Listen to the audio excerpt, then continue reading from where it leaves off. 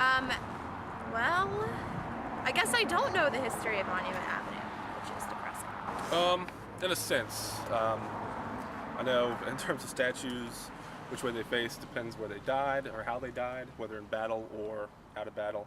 I do know, except for Murray, I'm not sure who the hell Murray is, but Stonewall Jackson, you have Robert E. Lee, as well as Jeb Stuart, what they were and what they represented. So, in a sense, I do, I guess. Maybe that's just a Civil War. Very little. No. Well, I'm gonna say no overall. I do know that both my grandmother and, my stepmom and my dad both lived here. And my stepmom remembers the controversy surrounding the placement of the Arthur Ashe monument. Okay. And my dad thinks that statuary started appearing around the early 1800s, but beyond that. Slightly. I'm aware of the statues here. I'm a history major at VCU, so I know pretty much the history of the people on it, but not so much its inception. Yes. Could you explain? Well, it was basically built as an economic development for the city moving west and expanding the suburbs out. And I believe it started in the late 1800s, and then there was a recession and it was stalled, and then it picked up speed again around 1910, and then expanded west.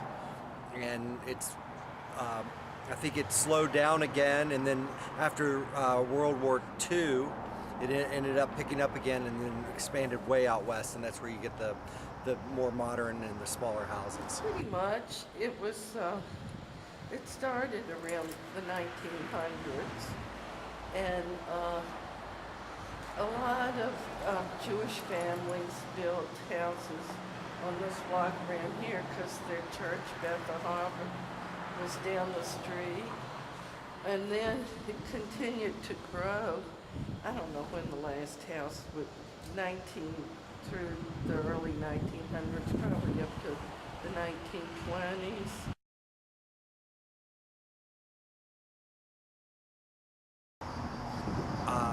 Let's see, Jackson, Lee, Davis, Stewart, Maury, Name Ashe. Stonewall Jackson. You can name the other guy on a horse. No, that's still Stonewall. I don't know the name of the tennis racket guy, but I know there's an African American at the end of Monument towards the west end. But I don't know the other monuments. No, Stonewall is the one who sticks out. You got General Stewart here, and you got Lee, and you got Arthur Ashe, and help me out, Miss Brooks. Davis and Maury. And we'll look down. That's all I can. Was it Jeb Stuart, Robert E. Lee, I think, and the president of the Confederacy, whose name is escaping me. Arthur Ashe, Murray, Robert E. Lee, Stonewall Jackson, Jeb Stuart. What's the sixth one? I don't know the sixth one. Oh, yeah, there you go. What's his name? Oh, man. President of the Confederacy. Davis. There you go. We have Stewart, and then we have Lee, and then Davis. And who's at the boulevard? Oh, that's the only one I can't think of. Is it Maury at the boulevard? And then the one next is, I know it, but I can't think of him. And Yes, Jeb Stuart, Stonewall Jackson, Jefferson Davis, Robert E. Lee, I think Arthur Ashe. I know there's a Confederate naval commander down there too, and I think that's it.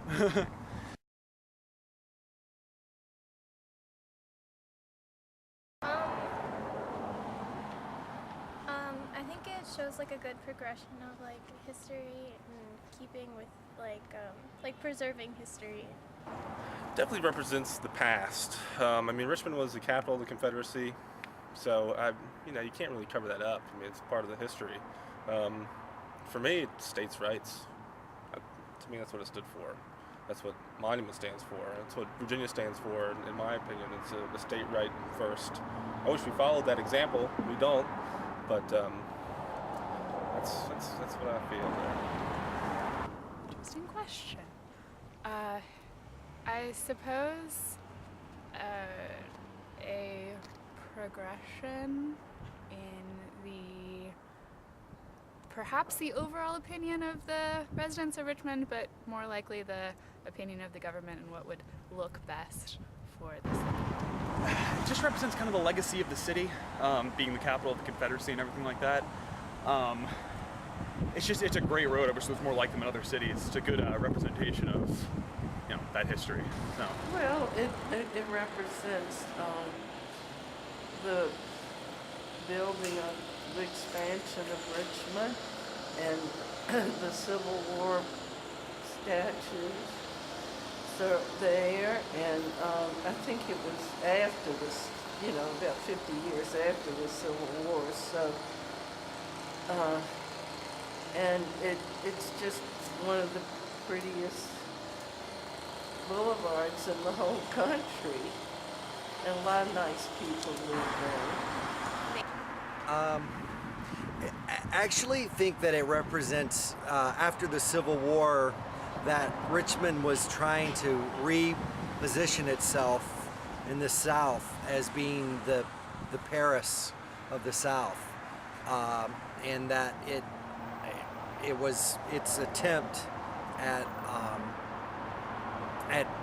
reclaiming that position where it was between Atlanta and Richmond were kind of and New Orleans were the big cities in the South before the Civil War, and I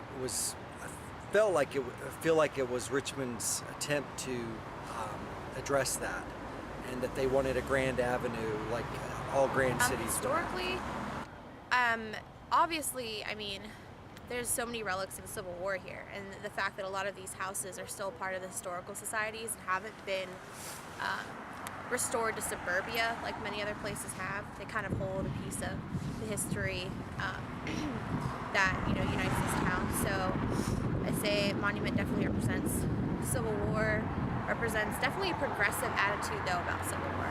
So I'd say most of the people here, even the ones who live in these houses, are definitely history buffs, have more of a progressive